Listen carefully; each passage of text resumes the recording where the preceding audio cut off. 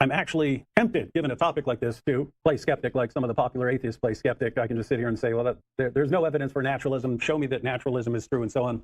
Prove to me that naturalism is true. You can play skeptic no matter what the position is. There's a famous video where Richard Dawkins was asked something like, if God did exist, what sort of evidence could God give you that would convince you?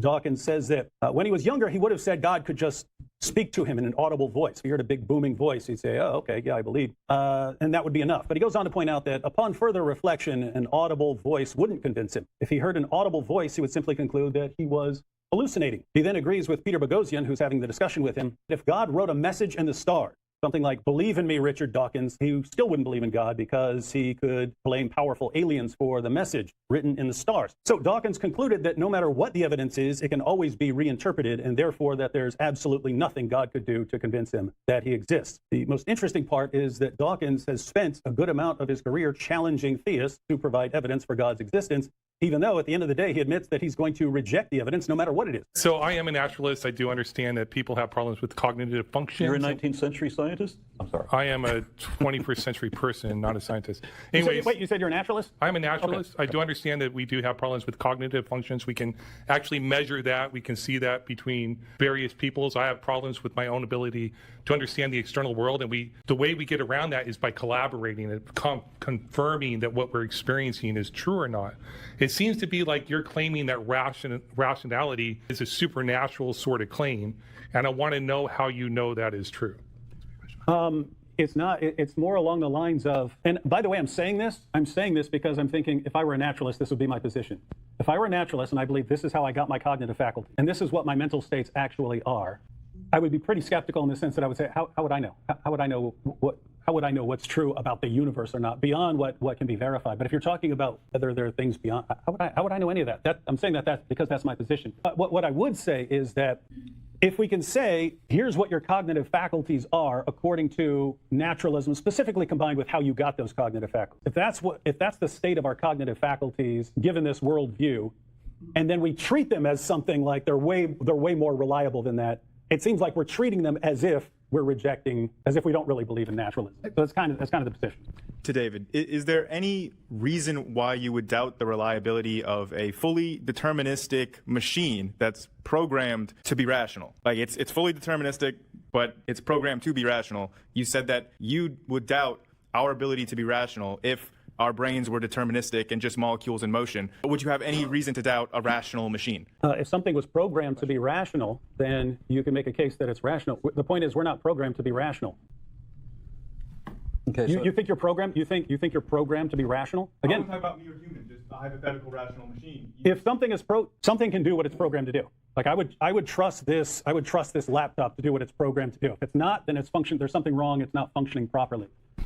You can trust something to do if you're programmed to survive and reproduce, and your cognitive faculties are meant to aid you in that, guess what? You can have reliable cognitive faculties for those kinds of things. It's the same thing that Hume said. Once you go far beyond what your cognitive faculties are fit to do, you trust it less and less. You can trust your cognitive faculties less and less and less. And so a grand theory like naturalism would be like a paradigm case of something that is like massively beyond what your cognitive faculties are meant to do. So even if God appeared in front of us in glory, atheists could easily explain that away. Maybe we're dreaming, maybe we're hallucinating, maybe we're in the Matrix, maybe powerful aliens are tricking us. Again, this method can be used to reject anything. I could use this method to reject the existence of any atheist. I could issue a challenge to every atheist in the world. I could issue a challenge to Aaron Ra. I could say, I challenge you to prove to me that you exist. In fact, I'll sweeten the pot. If Aaron Ra can prove to me that he exists, I'll agree to become an atheist tonight. The caveat is that I'm going to use the method of people like Richard Dawkins. And whatever evidence he gives me, I'll say, well, maybe I'm hallucinating, maybe I'm in the Matrix, maybe powerful aliens are tricking me or something like that. If I were to use the methods that atheists use, there's no way any atheist could ever convince me that he exists. It's impossible to prove much of anything to someone who's using these kinds of methods. Little side note, by the way, if the method you're using to reject theism could be used to reject any position, no matter how solid it may be, probably need a new methodology. But let's focus on naturalism. One of the most catastrophically self-undermining hypotheses ever. Some hypotheses are what I would call call catastrophically self-undermining. What do I mean here? Well, we can see it with simple claims. If I say there is no truth, someone would quickly object. David, if you're saying there's no truth, then the statement you're making wouldn't be true either. The claim undermines itself. Let me give you a more relevant example. Suppose you meet someone who believes that he's being deceived every moment of every day by an omnipotent demon. This person's worldview should raise an obvious question. Namely, if you really believe that you're constantly being deceived by an omnipotent demon, how can you trust your beliefs enough to even believe that?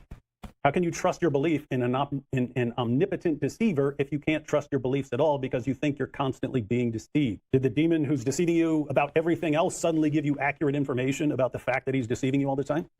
In other words, if you take the omnipotent deceiver hypothesis seriously, you can't take it seriously. But there's another catastrophically self-undermining hypothesis before us, and it's called naturalism. If you take naturalism seriously, you can't take it seriously. And I hope we're going to agree on that today, because you can't treat the cognitive abilities that produce the belief as reliable when you're dealing with a hypothesis like naturalism. Naturalism is a hypothesis about all of reality. Naturalism were true, and you received your cognitive faculties, reason, perception, memory, and so on, from the naturalistic processes that are available to you, then you can't trust your cognitive faculties when you're dealing with a topic like naturalism. They weren't made for anything close to that. Let me explain why. Human beings have the ability to reason. We're using it right now, and we tend to trust our reasoning ability. We wouldn't have discussions like this if we thought that our cognitive faculties, the processes that produce our beliefs, were unreliable. But naturalists have a problem here because they can only explain things by appealing to natural objects, natural events, natural causes. Think about this for a moment. You have beliefs. Ultimately, according to naturalism, your beliefs must be the result of physical processes in your brain. Now, what's going on in here? Particles in motion, chemical reactions, neurons firing. It's all physical, governed by laws of nature, not by some sort of commitment to truth. So what really seems like careful reasoning to you is, in reality, straightforward, mechanical, mindless cause and effect, a fancy array of falling dominoes. Illusions aside, then, you arrive at your beliefs via a process that has absolutely nothing to do with whether those beliefs are true or false. Chemicals couldn't conceivably care less. If naturalism is true, and you believe in naturalism right now, you were causally determined by non-rational particles obeying non-rational laws of nature by a process set in motion long before you were born to believe in naturalism. The particles and the laws of nature that causally determine what you believe right now couldn't conceivably care less whether your beliefs are true or false. A false belief is every bit as determined by non-rational particle interactions as a true belief. If naturalism is true, what sense does it make to trust our reasoning ability or our beliefs or even our belief in naturalism? None whatsoever. Yeah, I gave my case, and then you told everybody that it didn't give a case. I explained how some things, if they're down to personal experiences, they can be, if they're entirely personal, if they're subjective, then they can be deceptive. But if they're objective, well, now you've got group confirmation. I gave an example of when I tried to go for objective verification, and that objective verification failed, showing that I had subjectively deceived myself. You said that you can interpret absolutely anything such that you don't have to change your worldview, and I think that says a lot about yourself. But you seem to be projecting onto me a bit. No, you're saying here are my experiences. I investigated these things, and this is what I concluded after all of this. So, a couple problems here. One, there are other people who've had very different kinds of experiences, and if someone says, "Hey, I looked into this, and I saw someone who was miraculously healed," or something like that, you would think there's something wrong. That this person somehow got something wrong or was misled. There was that Pew study a while back where they investigated one Christian denomination in 10 countries to add up how many people believed they had witnessed a miracle. Yep. And they were, I think, 200 million people in 10 countries, one Christian denomination. If you kind of multiplied that, so what if it was every country and every denomination of every religion or something like that? It would seem like you're probably going to be in the ballpark of a billion or 2 billion if you got 200 million just off a poll. So the point is, that's one issue. You've got all of that, and we're willing to conclude, no, all of these people must be wrong, and it's because your experience says something different. But the real issue I'm pointing out here is that if you hold to naturalism, and I can see all the problems with the reliability of your cognitive faculties given and adherence to something like naturalism, and you're saying, hey, even given the problems with my cognitive faculties, I think I can actually speak to the unreliability of everyone out there. This mutant berry finding ability is starting to sound an awful lot like omniscience. Like, I know everything about the world, and I know that all these people are somehow wrong, and I know the correct position, and so on. And I'm basing this on a mutant berry finding ability. That's kind of the problem. Sounds weird. Because I didn't say anything remotely like that, so I wonder where you were when I was talking, or what you were listening to, because I said nothing like that. I don't understand what the problem you imagine with naturalism. If I assume that the natural world, from past experience again, objective past experience, confirmed by a whole bunch of other people, that there's never been any demonstration that we can actually verify that there is a supernatural. If there was, there wouldn't be just one. There'd be several of them, right? But there'd be something where we'd be able to know. I would be back where I was when I was in high school, when I thought there was verification of this, that there were people that were demonstrating telekinetic abilities or telepathic abilities, or that parapsychologists were actually finding ectoplasm and that we could examine the chemical construct of ectoplasm, when I thought that all of that shit was real. But one by one, everything falls apart. And now I'm asking, as someone who actually holds to and takes seriously the naturalism position, which is that the people who believe in magic, the supernatural, have consistently failed to show that there's any truth to their position at all. I give you the position. I explain that I will hold to my part of the burden of proof. I explain the kinds of things that would convince me, which is entirely different than what you described about Dawkins. It's entirely different than what you paraphrased about me. I said what I would accept, what we should all accept, what we should expect. This is what I used to believe. This is what I used to think is the truth. And if it was the truth, and then all of these things would have been confirmed, I wouldn't have constantly only shown that everything is frauds, falsehoods, and fallacies and nothing beyond that. You would, at this point, not be pushing everything onto me to tell me that I need to prove a negative. You would be presenting a positive. You'd be showing that there is a supernatural. You'd be showing some way to objectively verify that, not just one way, but several ways. But you haven't produced a way. Nothing at all. You have said a few things that have mischaracterized my position entirely, and that's literally all you've done. Can you do better than that, please? Well, the topic is not Aaron Ra's personal beliefs. The topic is... Nor did I say so. Is naturalism true? Right, which is not my... I said I will hold the position that naturalism is true. I don't have a problem with that, but it's not my personal belief. We're not here for me personally. We're talking about objectively, as I've specified many times. Can you show that there is a supernatural addition to this natural world, other than making false statements that not assuming impossible nonsense for no good reason is somehow natural? Or excuse me, rational was the word you used, which, by the way, that is absolutely the opposite of rational by definition. So look it up. What? Rational. Assuming impossible nonsense for no good reason, that is not rational. Are atoms rational? Are they assumed for no good reason? No. Is an atom rational? Is an atom rational? Yeah.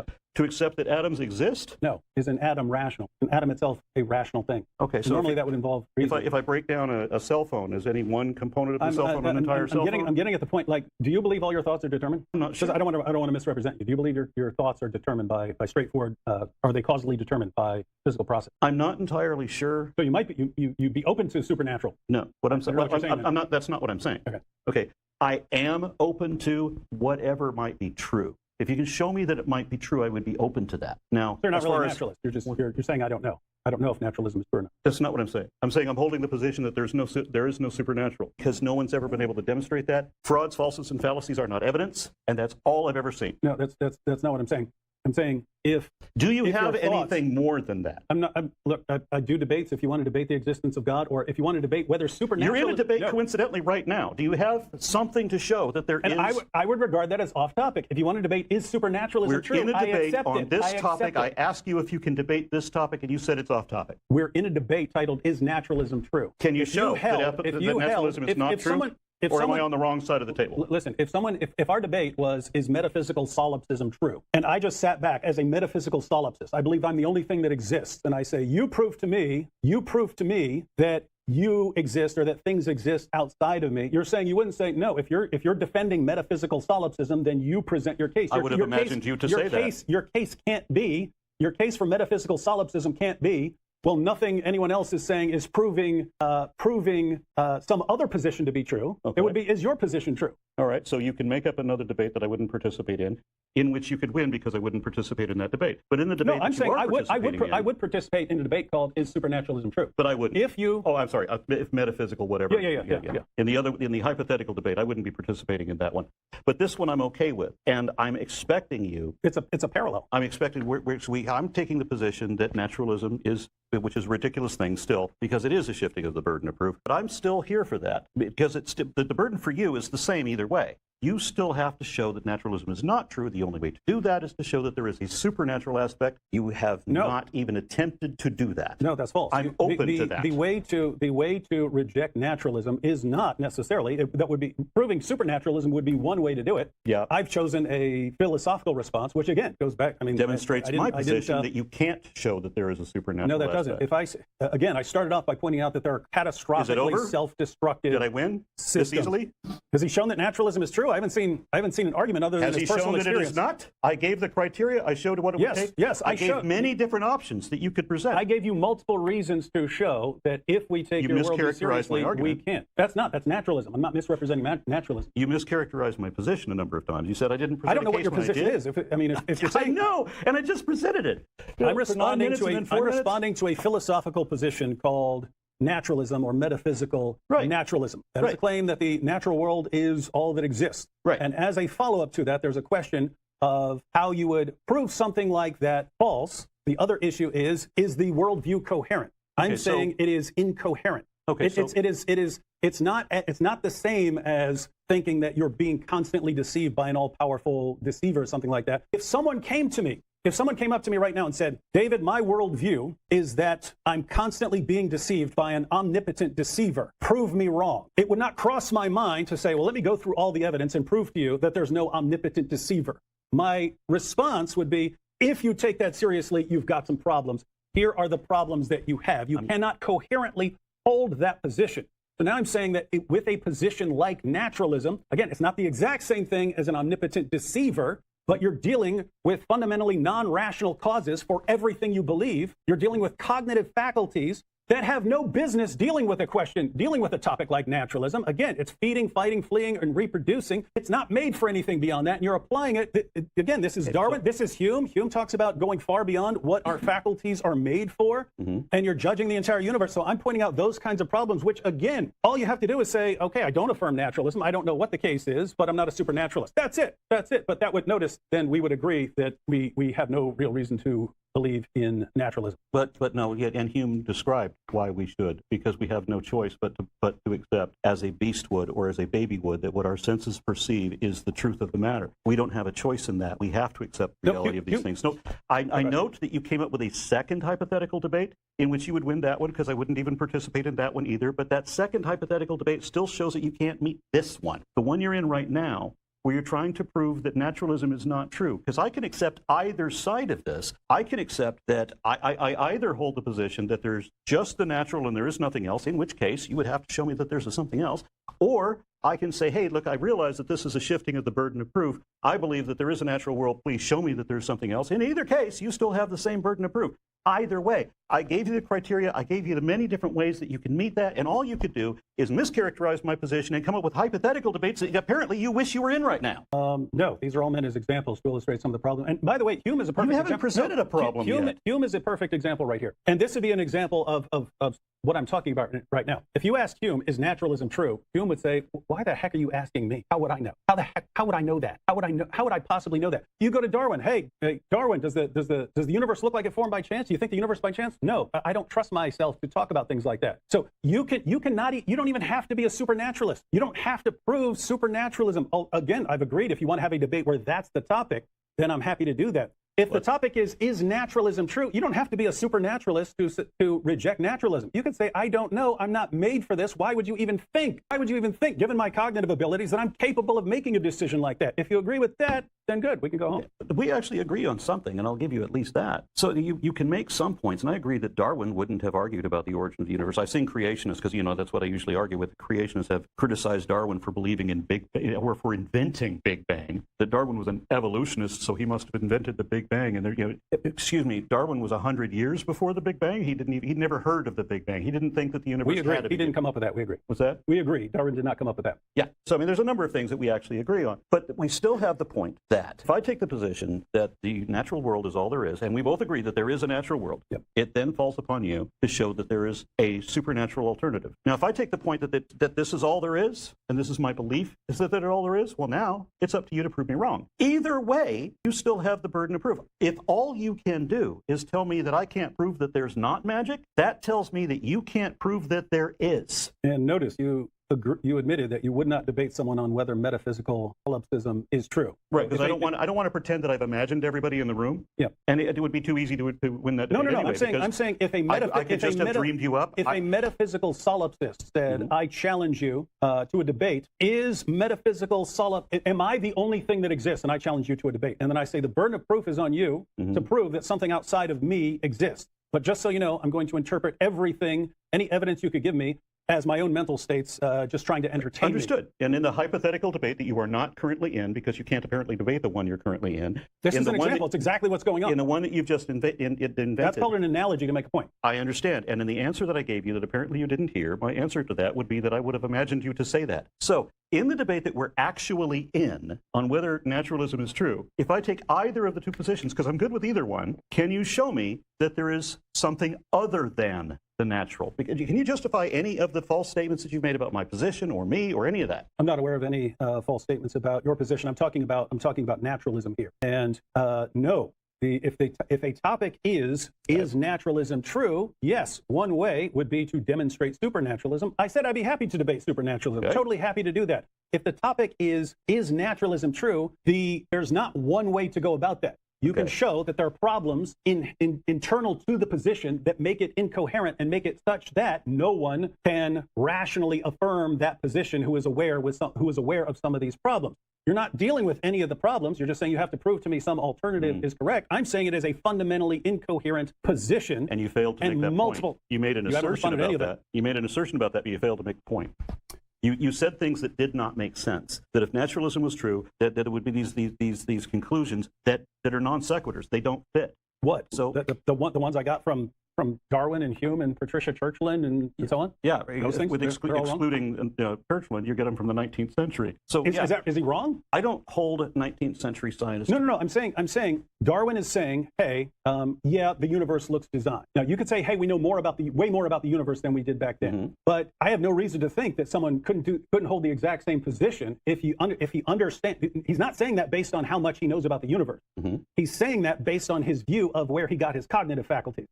So I'm saying a person right now, you notice if you said, hey, there's a Big Bang, and a theist would say, you see, that's how God created the universe, and an atheist cosmologist would say something completely different. It seems entirely plausible that someone could say, if someone's a naturalist and believes that he arrived at his cognitive faculties in a certain way, would just say, how am I supposed to know whether that has something to do with God or not? I don't know. I have no idea. So I'm saying if you look at where, according to naturalism, how you arrived at your cognitive faculties, your reasoning abilities, how you got them, what the purpose of them is, especially if you consider some of the issues like epiphenomenalism, where your mental states aren't even playing a causal role in what your body is doing, and they're just a weird byproduct. It makes perfect sense to say, I cannot affirm naturalism. I'm not going to affirm anything else. I'm not going to say anything else is true. I'm just saying, how in the name of common sense would I think that I'm made for this kind of thing? I'm not, therefore I don't know. That seems to be Darwin's position. And given his view of how he got his cognitive faculty, he seems entirely right. Even if he knew way more about the universe and way more about the world and way more about the laws of physics and so on,